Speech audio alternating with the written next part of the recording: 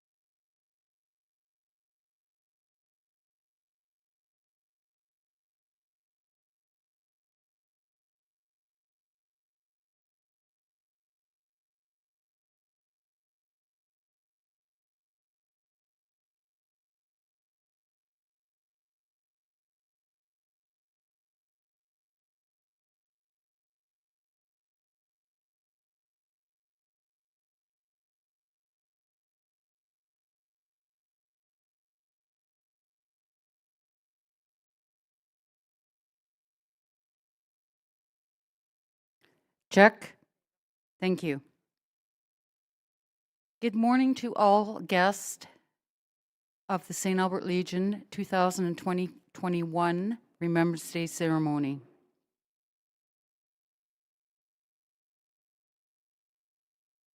We will begin the service by singing one verse of O Canada.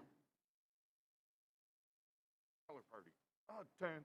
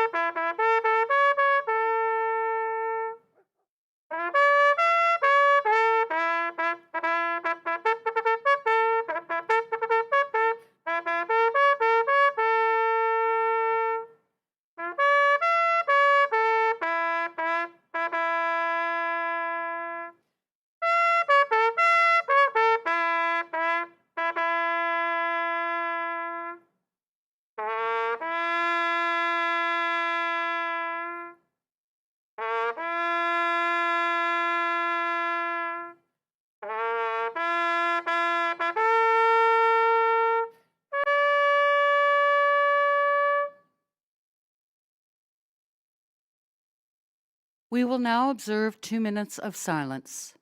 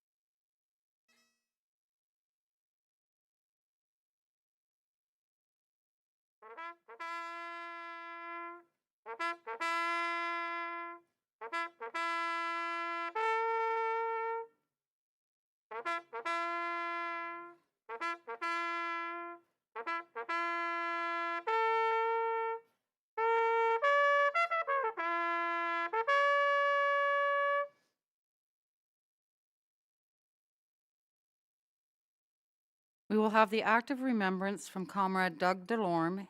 He is the president of Branch 271 of the Royal Canadian Legion.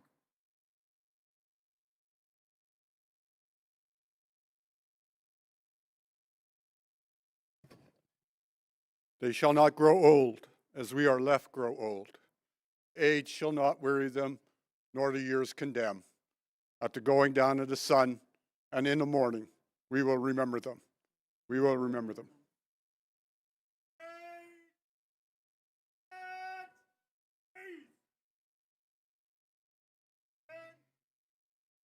Party. Stand at.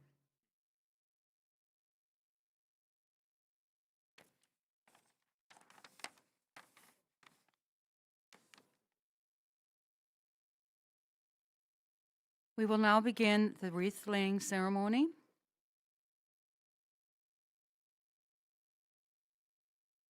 On behalf of the Government of Canada, Michael Cooper, our MP.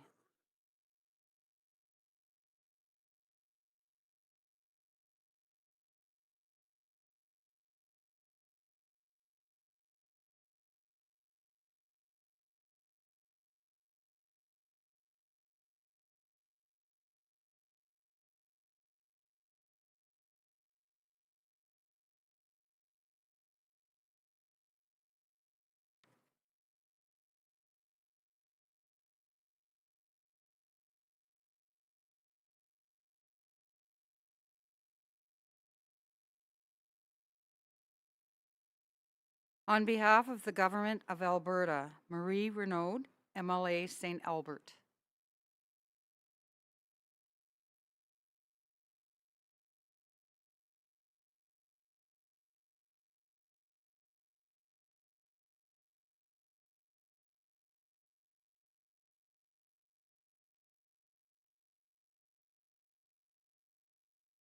On behalf of the Government of Alberta, on behalf of Dale Nally, Tim Penny.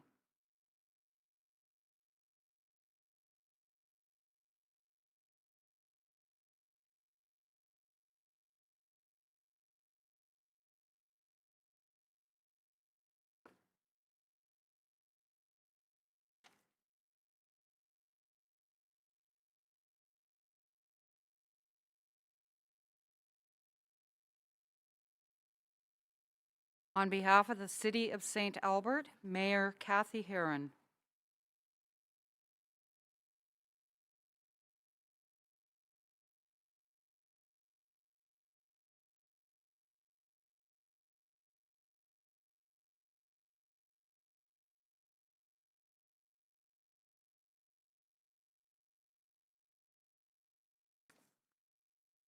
Our Silver Cross Mother this year is Lila Kernstead.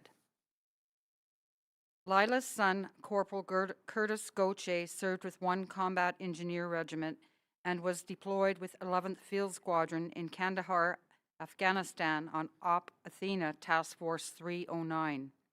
He was seriously injured in an IED strike. He died on December 18, 2015, as a result of his military service.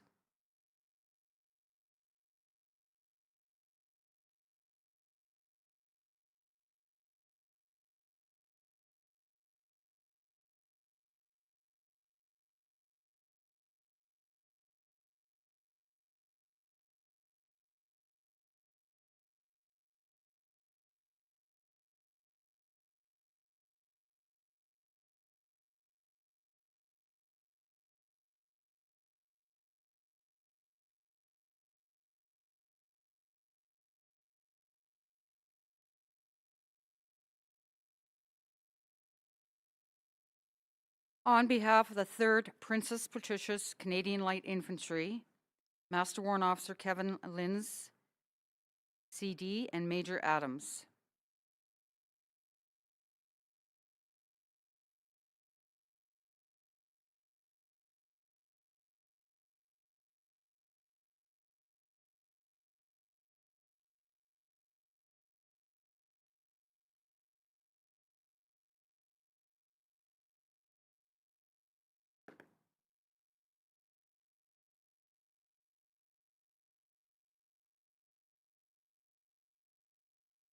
On behalf of the St. Albert Legion, Branch 271, Ladies Auxiliary, Madam Debbie Atkinson.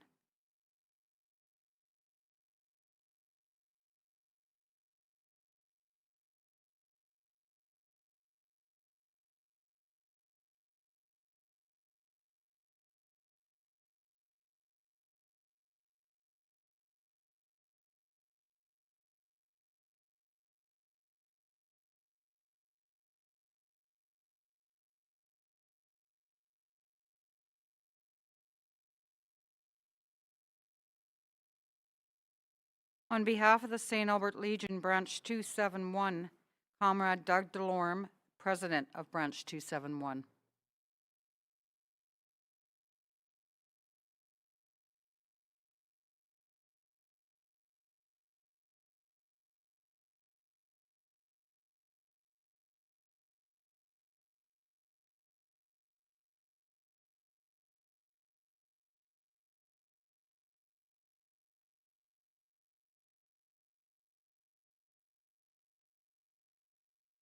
Captain Greg Gerard will now deliver the meditation.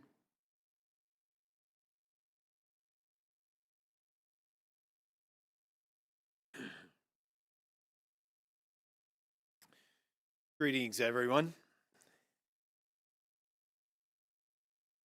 I want to give thanks at this moment for the Legion here in St. Albert for hosting this Remembrance Day service.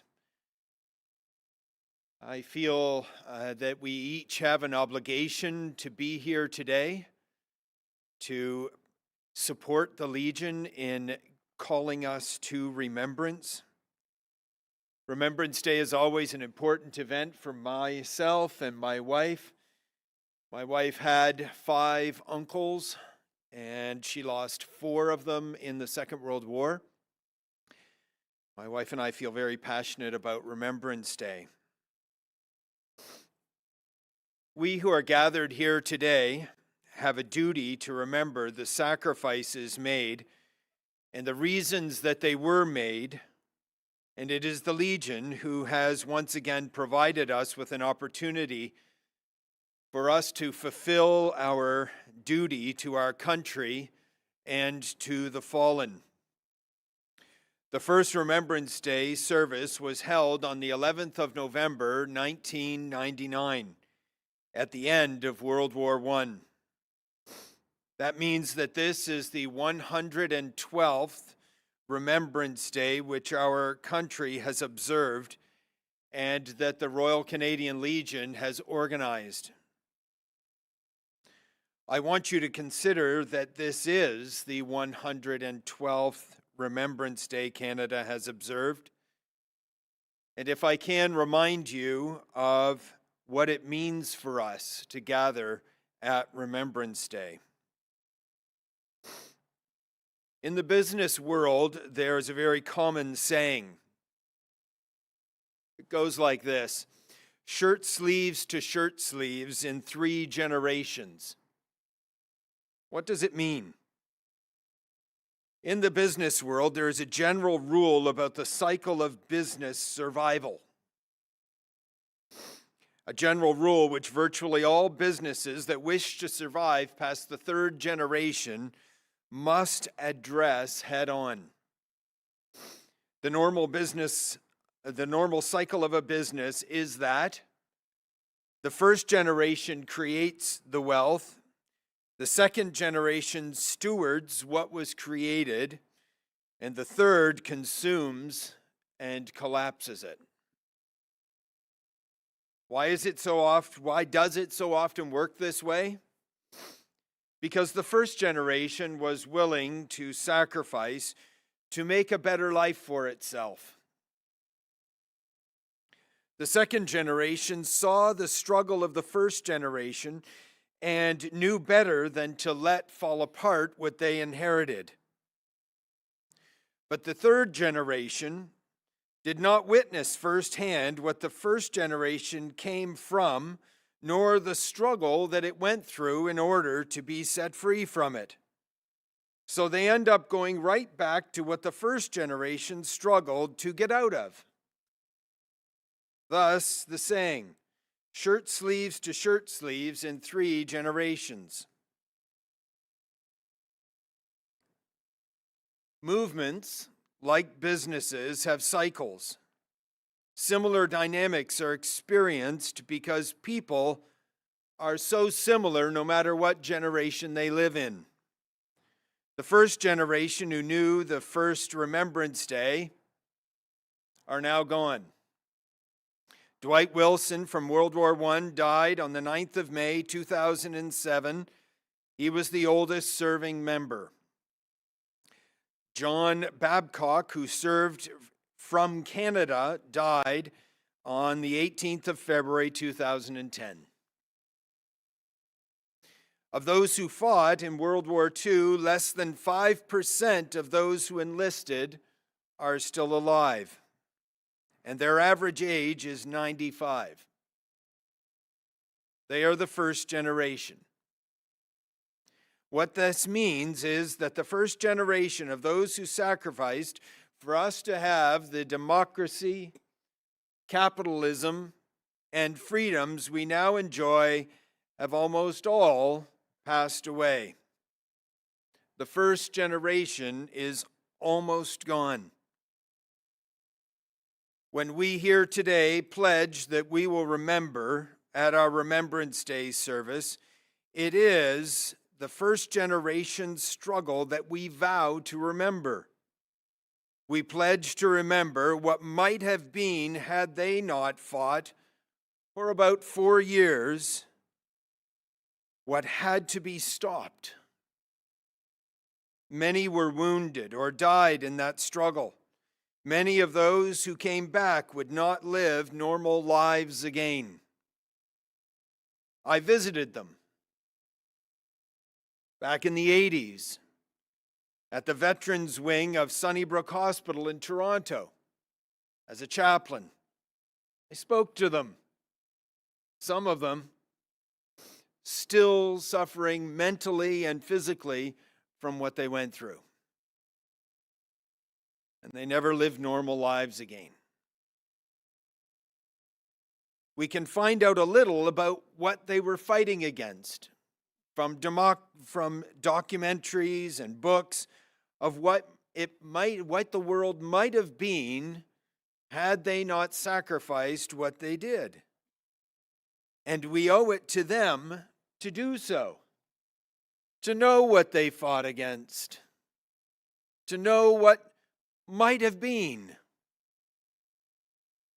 In World War II, the threat of an international dictatorship that could have subdued the whole world almost happened. They were closer than many alive today realize. For example, in 1940, what is called the Battle of Britain was fought.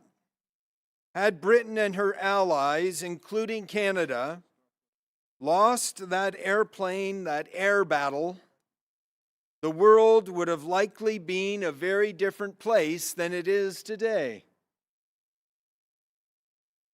Had the Nazis and fascist bombers succeeded that summer, the world's democracies, capitalistic systems, would have been in serious trouble. The freedoms that we have in Canada were already eliminated all over occupied Europe. That was their plan for Great Britain. And documents that have been discovered after the Second World War tell us quite plainly that they had a plan to accomplish that around the world. Does our generation appreciate that? When we see these veterans, do we realize what they saved us from? Do our schools teach what they saved us from? I came home from my office a couple of days ago to discover that my granddaughters were once again drawing with chalk on the driveway. We have a lot of walkers on our street, so they were displaying their artwork. But this time, what they drew choked me up. There, in all the boldness and some orange in with the red, was a Canadian flag about 5 feet across. Below and above it was an old prayer that I'm sure you all know. On top it said, "God, keep our land," and underneath it said, "Glorious and free."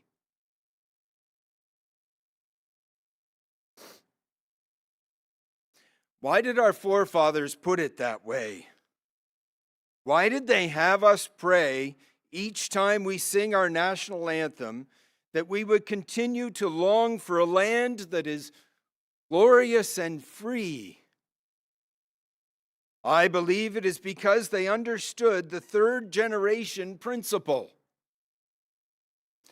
Because nations cycle like businesses. The first generation sacrifices, the second generation sustains, and the third, if it's not careful, will take for granted what has been passed on to them. What they received from their forefathers. A generation is 40 years. The first lived from 1919 to 1959. No one had to tell them how important Remembrance Day was. They paid for it with 2 world wars. The second generation was from 1959 to 1999. That generation sustained it. But between 1999 and 2049 lives the third generation. That generation is us. The third generation tends to forget the sacrifice that was made for them to be able to enjoy what they think has always been and always will be. That is why what my granddaughters wrote on the sidewalk choked me up. God, keep our land glorious and free. A new generation, a third generation, seeking not to forget nor let others forget as they walked by the sidewalk in front of our house. A third generation seeking to remember that what we have, our freedoms, our democracy, our free market system, need to be preserved and were passed on to us at a great cost. Each generation must be reminded that what we have is extremely unique among the 200 nations of the world. That our freedoms are fragile. They must be maintained. Many in the world today find them awkward, inconvenient. Today I seek to remind you to remember, to sing, "O Canada, we stand on guard for thee," and to really mean it. And while we're on the subject, when was the last time you sang our national anthem and even prayed it? It has been too long for me, in the midst of this third generation, since I have prayed, God, keep our land glorious and free. So let us say thank you to our veterans for giving us this occasion to remember those who risked and gave their lives so that we can today gather in freedom still with our nation still intact. Remember to thank a veteran today, please, will you? And now receive our blessing. May you be blessed in this nation, and may God guide you into preserving that freedom. Amen.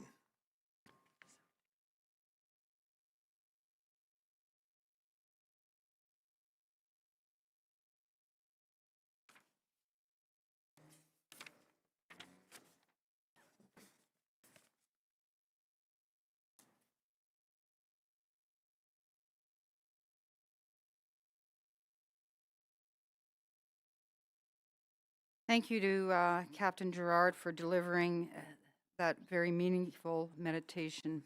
I offer my deepest apologies. During the wreath laying ceremony, I omitted the family wreaths that were to be laid today, and I will commence with that now. On behalf of Albert McBride, he was a Korean vet, and he was a member of our Legion in St. Albert. Isabel?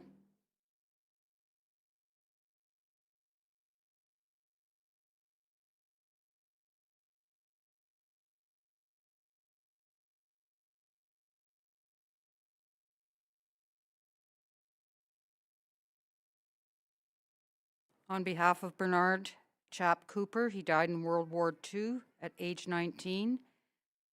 On behalf of Phil Anley, he was World War II and a Korean vet, and also a member of the St. Albert Legion.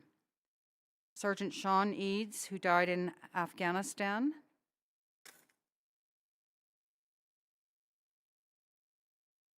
Corporal Jordan Anderson, who also died in Afghanistan.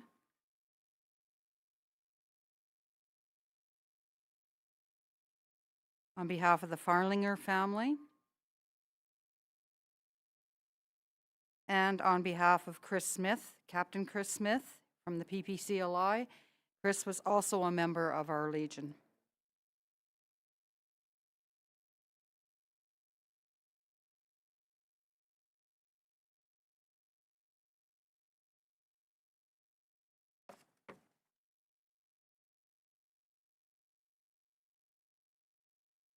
We will now have the the benediction by Captain Greg Gerard.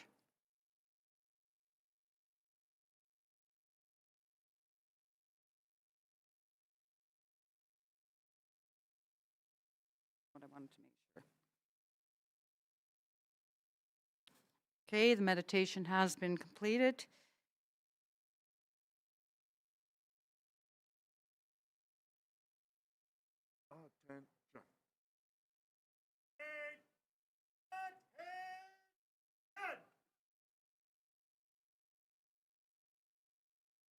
We will now sing one verse of God Save the Queen.